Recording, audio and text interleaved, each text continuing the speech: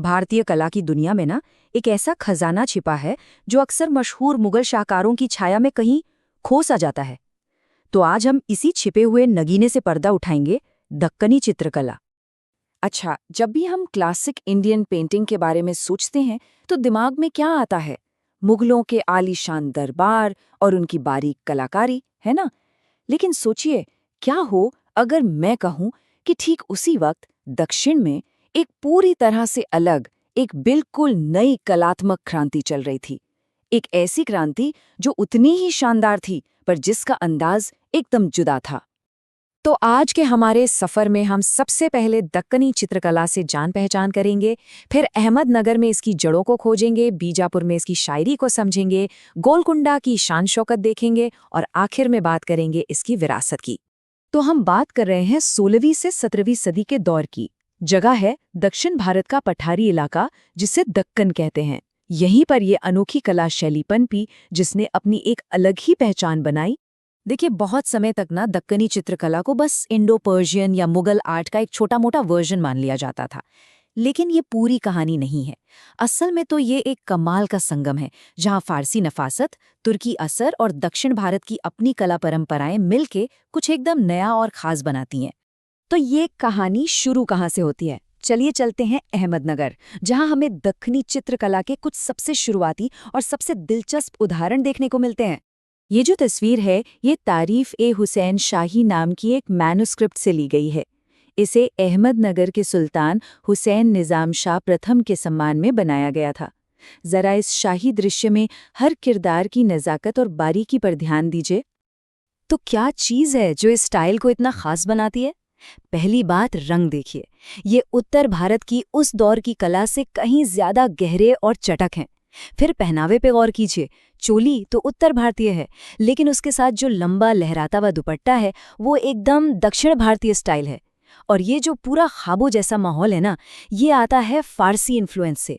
ऊंचे आसमान और सुनहरे बैकग्राउंड में ये साफ दिखता है।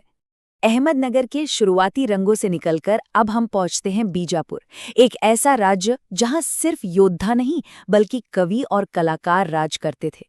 यहाँ के सुल्तान इब्राहिम आदिल शाह द्वितीय तो खुद भारतीय संगीत के एक बड़े जानकार थे, और कला के लिए ये दीवानगी उनके पूरे दरबार में नजर आती थी। अब ये जो असाधारण सी पेंटिंग है, इसका नाम है समृद्धि का सिंहासन। ये नुजूम अल उलूम यानी विज्ञान के सितारे नाम के एक एनसाइक्लोपीडिया से है।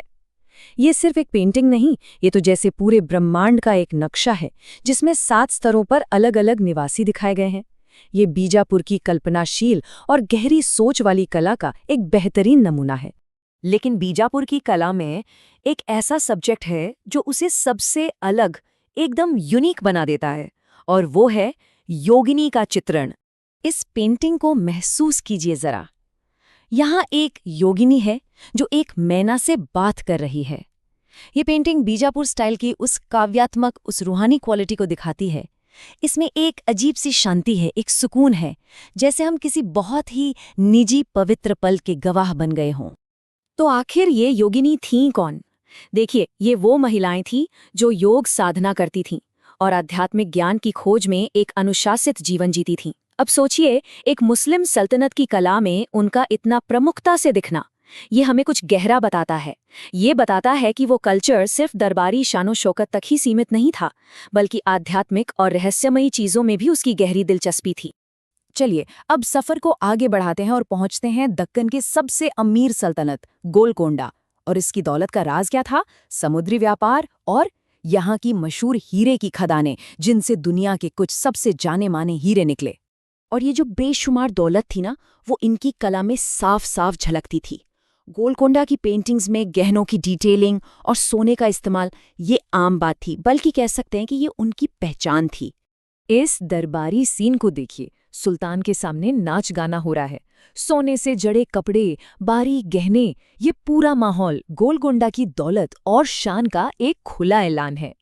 तो गोलकोंडा स्टाइल की पहचान क्या है? पहला, सोने का खूब इस्तेमाल। दूसरा, एक खास तरह की दरबारी पोशाक। और एक बहुत ही दिलचस्प बात यह है कि ये स्टाइल मुगल आर्ट के असर से काफी हद तक आज़ाद महसूस होता है। लेकिन शायद सबसे अनोखी बात है बैंगनी जैसे रंगों का इतना खुलकर और कॉन्फिडेंस के साथ इस्तेमाल, जो उनके कलात्मक आत्मविश्वास को दिखाता है। तो हमने अहमदनगर, बीजापुर और गोलकोंडा की अपनी अपनी खासियतें देखीं। अब थोड़ा पीछे हटकर देखते हैं। कुल मिलाकर दक्कनी चित्रकला की विरासत क्या है, इसका निचोड़ क्या है? संक्षेप में कहें तो दक्कनी कला में एक गजब की एनर्जी है। इसके रंग बहुत गहरे और पावरफुल हैं। इसमें एक पोएटिक, एक ख्वाबों जैसी क्वालिटी है। और सबसे बढ़कर ये फारसी और भारतीय कला का एक ऐसा मेल है जहां दोनों मिलकर कुछ नया और बेहद खूबसूरत बनाते हैं। ये जो आखिरी तस्वीर है एक बाग में बैठे कवि की, ये दक्कनी कला की रूह को जैसे पकड़ लेती है।